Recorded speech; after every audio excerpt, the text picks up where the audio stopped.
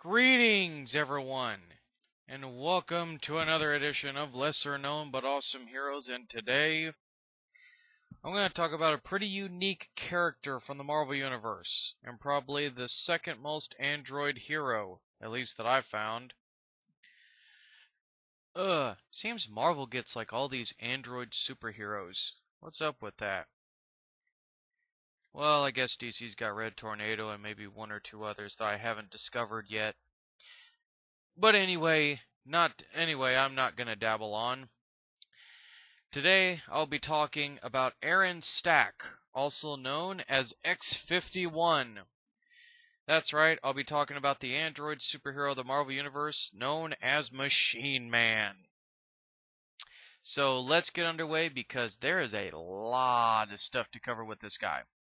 Okay, first off, his first appearance was in a comic. It was in the 2001: A Space Odyssey comic series. There was a short-lived, like alternate Elseworld Marvel kind of version of the Arthur C. Clarke novel and the Stanley Kubrick film. Like it basically featured concepts off of that, and it was part of a comic series that was written and created by the king of comics himself. Yes, Jack Kirby actually created this character. So yet again, we have another Jack Kirby character in this methodical roster.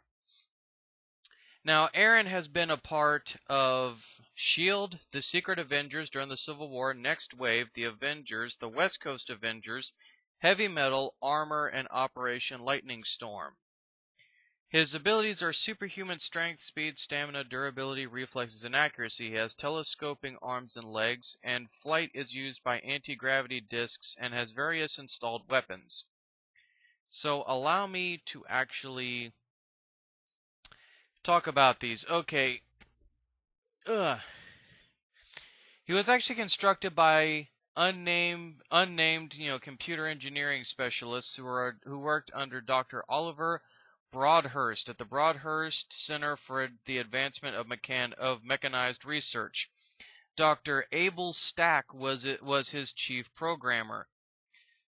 His materials, design, and construct, titanium alloy, provide him with a number of abilities, as does his adamantium composition. And as I said, he has superhuman strength, speed, durability, and reflexes, and what have you. He is also an expert in his own construction and repair. And he has superhuman visual acutancy. He possesses an above normal intellect, with a capacity for unlimited self-motivated activity, creative intelligence, and human-like emotions. He also has superhuman cybernetic analytical abilities, including the ability to process information and make calibrations with superhuman speed and accuracy. In other words, think Edie from Mass Effect, but on crack. Now, Machine Man is also powered by solar energy. He has solar batteries and solar panels within his body. He can also draw power from many different external power sources as well, if necessary. He also has the ability to telescope his arms and legs to a length of 100 feet. His hands are equipped with various payload fingers. Some of the things some routinely carried in his fingers, others stored in hidden recesses in his belt. His fingers contain different varieties of weapons and what have you. In some Elseworld stories and stuff, he's able to morph his arm into rolling Gatling guns, machine guns, plasma rifles and whatnot, what have you. But usually in his fingertips, he can, stuff that it can contain, a laser inframeter, a gas.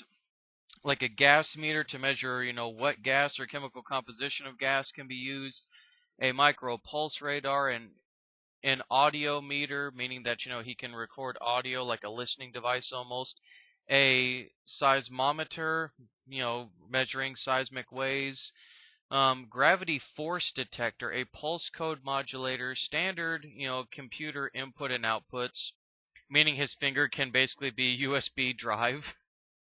A radio beacon, all-wave transponder, laser cutting torch/weapon, and which can project heat, cold, or electricity. One of his fingers has even been showcased as containing a bullet firing mechanism that uses a 357 micronized or miniature magnum ammunition. He can fly under his own power by the means of anti-gravity discs in his belt. And it was due to the later X-51 series that he had a few extra features thanks to nanotechnology within him at the time. Parts of himself could be rebuilt if damaged. This also caused many changes in his look from issue to issue, and he also had a beam cannon that was installed in his chest. In Nextwave, he became a living Swiss army of sorts, containing multiple tools and weapons for a multitude of situations, both for aesthetic purposes and for usefulness. When asked if he could impregnate a human woman from several feet away, Aaron would simply state, "I am full of very useful devices." And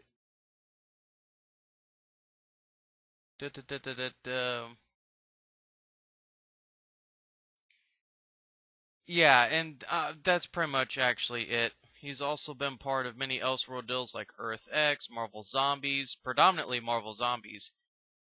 Nextwave, which was supposedly an alternate universe kind of deal, Machine Man 2020. Yeah, he's been part of quite a few Elseworld stories and whatnot, what have you. But let's get into the actual origins, because I know that this is what you guys are chomping at the bit for. And I'll skip over the publication history, because I'm sure you don't want to be bored with that. Anyway, Machine Man, whose real name is Z24, Z2, okay, take two. Z2P F5-9-X-51 was the last of a series of sentient robots created at the Broadhurst Center for Advancement of Mechanized Research in Central City, California by robotics expert Dr. Abel Stack for the U.S. Army. However, all previous 50 experimental robots went mad as they achieved sentience and became psychotic due to the lack of identity. And just as a quick note, before I forget it, before I actually forget this, yeah, he is the only survivor of his series of robots. He was raised like he was a human son by Abel Stack. And Stack was actually killed by removing his auto-destruct mechanism. Plus, he was further evolved into sentience by the monolith that, the little, like, black monolith deal that you saw the monkeys fight over in 2001 and what have you. Almost forgot to mention that. Oh, no, actually, it mentions that right there. Never mind. I was reading the top part of, like, the publication history deal, like the summarized deal and what have you. Okay, let's go back to the biography. I just completely kind of screwed that up. Oh well, nobody's perfect. Anyway, they all 51 experimental robots went bad and they achieved sentience and became psychotic due to the lack of identity. X-51 was the only survivor, and he was treated as a son by Stack and given a human face mask as well as being exposed to one of the monoliths from 2001.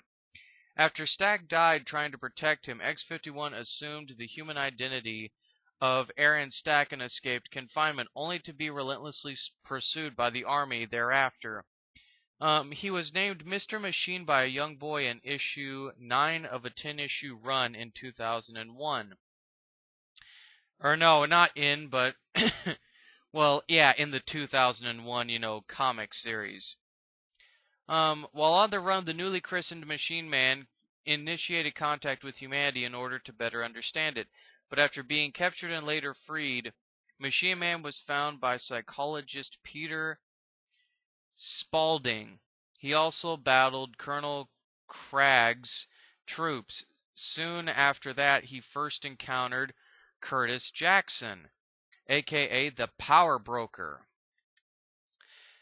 And then after that, he would, alongside the Hulk, battle the Power Broker, and soon after that, he was redesigned and rebuilt by Dr. Oliver Broadhurst. He would then first encounter the Fantastic Four, then he met mechanic Gears Garvin, and then battled Baron Brimstone. He would also battle Madame Menace, and he then first encountered Aurora, Northstar, and Sasquatch of Alpha Flight. Then Garvin and Spaulding would set up Machine Man with the human identity of Aaron Stack, an insurance investigator for the Delmore Insurance Company, but he continued having adventures as a superhero on the side. And it was in Iron Man Volume 1, Issue 168 in March of 1983 that Aaron would attempt to actually pay Iron Man a visit. And he wanted to compare notes with Iron Man, thinking that he was a machine. At the time, Tony was drunk, irate, and under considerable stress due to the events of Armor Wars and what have you, dealing with Obadiah Stane. And Iron Man would actually attack Machine Man and would almost kill two of his Stark Industries employees in the process. However, with some last-minute thinking and calibrations and even calculations, Aaron was able to use one of his extendable arms to push them out of the way.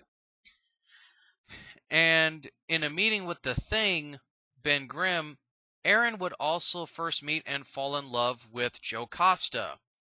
And alongside Jocasta and Ben, he would battle Ultron.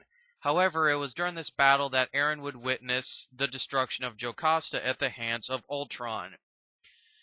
Later, he would fight alongside the Avengers, which would lead to an invitation for him becoming a reserve member on the team.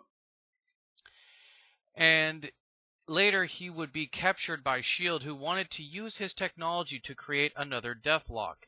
He would then help the X-Men and Douglock, or rather Warlock of the New Mutants, to battle Johann Schmidt, aka the Red Skull, who had taken over the helicarrier when Machine Man was held captive.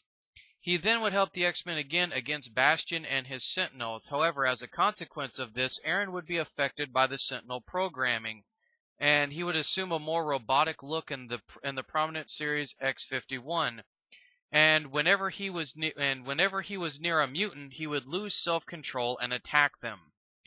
And it was during this series that he would also be on the run from Sebastian Shaw of the Hellfire Club, who wanted his technology for himself. Because of his new programming, while seeking aid from the Avengers, he would attack Justice and Firestar. And it was because of this that his membership with the Avengers would be revoked. And at the end of the X-51 series, Aaron would then encounter one of the monoliths and disappear, being brought into the presence of the monolith's creators, the cosmic beings known as the Celestials. Nextwave, Agents of Hate. Now,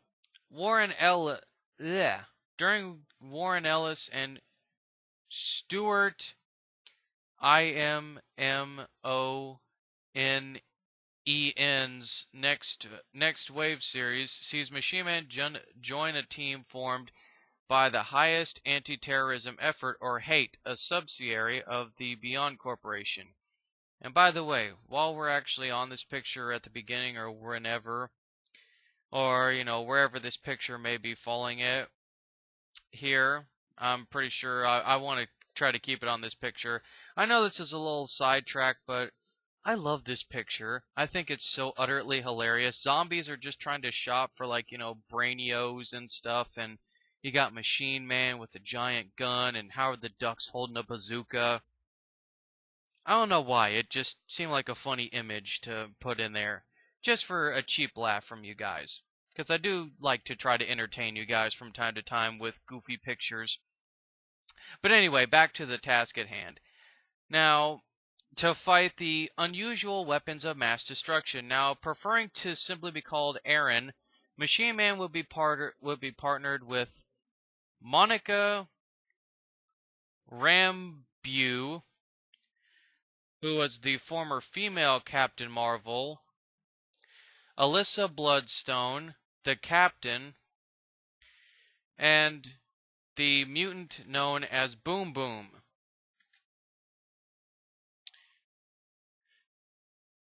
And if you can hear that beeping in the background, that's somebody trying to message me on Skype that they shouldn't be calling me or messaging me. If you can't, then yeah, somebody's bugging me on Skype. But anyway, let me pile drive straight through this. And the team would soon discover that hate would be funded by the Beyond Corporation, and leading them to go rogue and carry out their mission on their own prerogative. Calling humans fleshy one and expressing a degree of pride in his robot parts, which he used to actually kill Fing Fang Foom. Blech. Yeah, to which he actually killed Fing Fang Foom.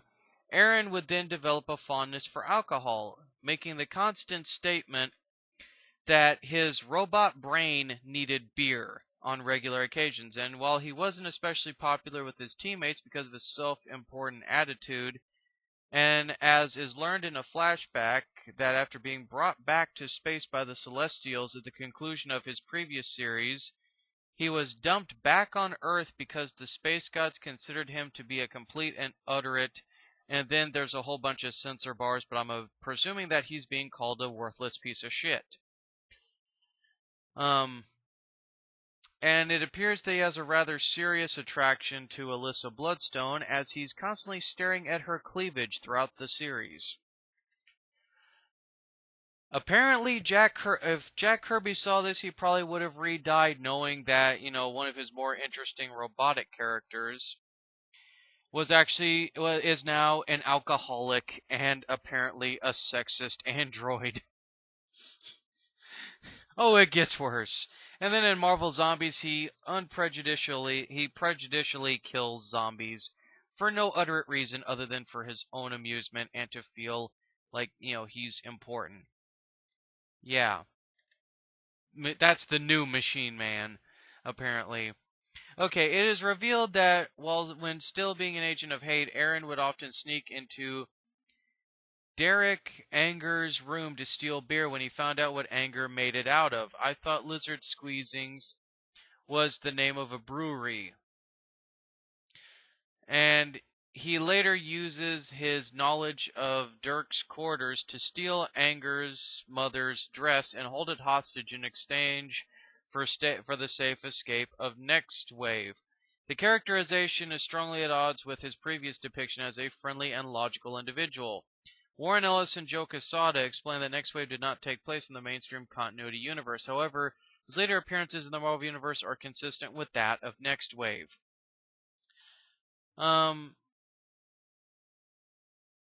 Let's see. And I already...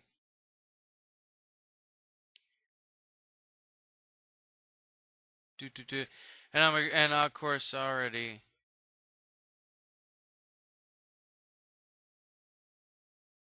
And of course, this whole... And of course I explained the whole Iron Man deal.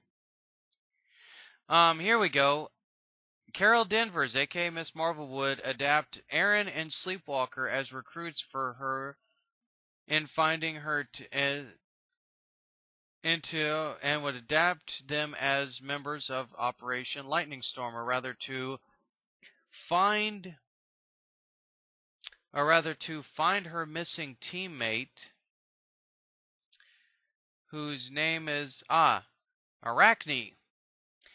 Couldn't almost spell that there for a moment. Yeah, they're basically recruited by Sleepwalker, and Aaron are recruited by Carol to find Arachne. So let's see. And then after that,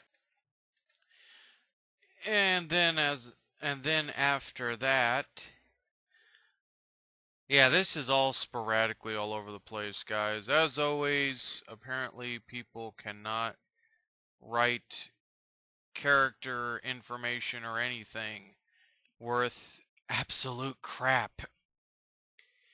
But I'd like to think that I'm doing the best I can. I always do try for you guys to put my best foot forward. Okay. In the promotional cover for this appearance, he is in the costume in which he wore during Nextwave. His appearance is entirely in keeping with Nextwave. He wears the same costume and displays the same nonsensical and zany attitude that he had developed. In place of his previous logical and friendly self, he reveals that Agent Maria Hill from S.H.I.E.L.D. offered him financial compensation to join the initiative, enraging Miss Marvel, who had supported it from the beginning for free. He spends much of his time in Chile and aboard the mini-carrier 13, Miss Marvel's headquarters at the time, antagonizing and criticizing every available agent. In addition to financial compensation, S.H.I.E.L.D. has also provided Aaron with a life model decoy of Monica Rambeau, which is programmed to cry for him, keeping him in his new role as comic relief. Aaron has been shown using the LMD body as a replacement part for his damaged body, going so far as to offer womanly advices to a deeply shocked I'm sorry, I have to laugh at that.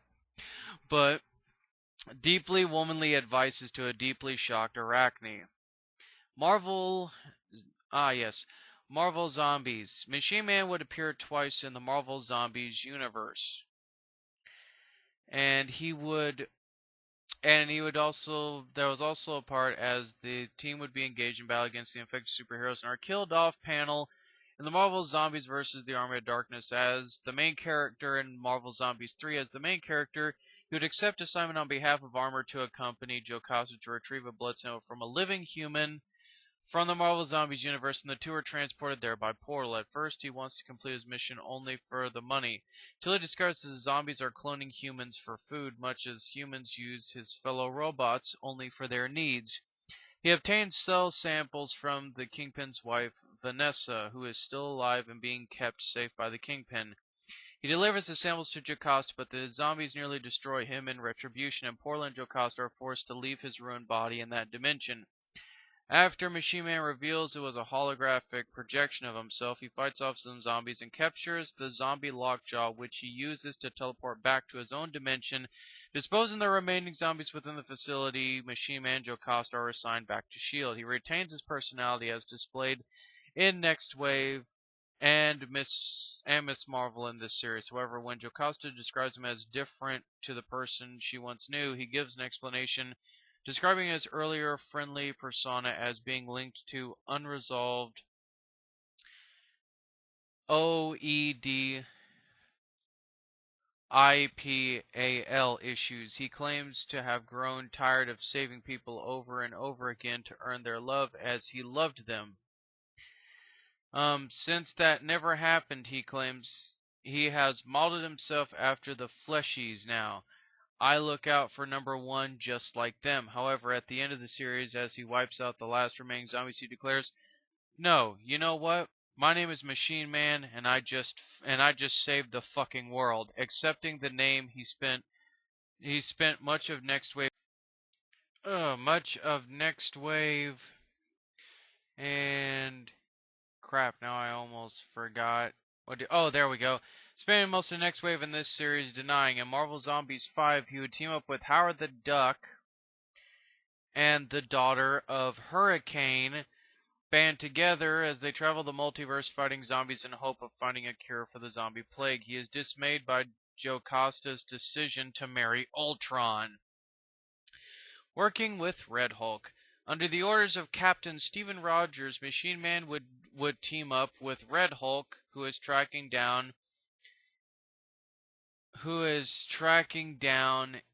a QATAR rebel named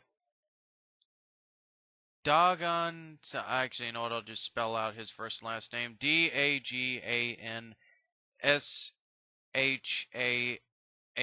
There we go. Whom Red Hulk believed to be behind the death of his old friend Will Krugaur. Aaron and Red Hulk would arrive in SHARZHAD, where they would find him in the disguise of Arabian Knight, who lets them through the force field and leads them to his palace. Once inside, he sheds his disguise and reveals his true identity as the Sultan Magnus and imprisons Red Hulk and Machine Man, as it is shown that the real Arabian Knight is imprisoned in the crystal. While Sultan Magnus flew to Cairo upon probing Red Hulk's mind to find out who could have sent Red Hulk, Aaron and Red Hulk took the opportunity to escape. He reveals to Red Hulk that Sultan Magnus has used RIGELLIAN technology to manipulate hydrogen, which involves the supply of water, and terraforming a part of the desert for it, for the country. When Sultan Magnus returned, he attacked Red Hulk and Machine Man, where Sultan Magnus ended up ripping Machine Man in half. When Arabian Knight is freed from his imprisonment, Red Hulk and Machine Man continue their fight against Sultan Magnus until General Reginald Forten, Fortean, arrived and ended the fight. The general would then state to Red Hulk and Machine Man that it has been recognized as a nation by the Arab League upon Sultan Magnus agreeing to stop the weapons trading, and states that they are trespassing. Sultan Magnus then orders Red Hulk and Machine Man to get out of the country while he secretly plans to have his revenge on Red Hulk someday. Following an altercation with Red She-Hulk, Machine Man and Red Hulk track 01 to her floating island base. As Red Hulk and Machine Man are fighting 01's genetically engineered sea monsters, she sends Black Fog to fight Aaron and Red Hulk. Using a device given to him by Jacob Finman, F-E-I-N man, Machine Man disables 01's drones and frees Black Fog from her control as Black Fog leaves the area, stating that his debt is paid. Red Hulk and Machine Man would then arrive in Hawaii to fight a genetically engineered Hydra that was created by 01. And that is finally it, guys. That's everything. I have to admit, this was a much longer video than I actually had anticipated. All in all, not too bad of a character. A little bit of a weird character, and a weird arc that they put him through, and also, it seems like he seems like an interesting character. I wouldn't mind collecting a few of the older Kirby comics and some of the new Nextwave stuff. But anyway, guys, I have nothing, as always, stay tuned for the next one, so on and so forth. And with that, guys, I will leave you simply with this picture and this word of advice. Fear Machine Man's robot head.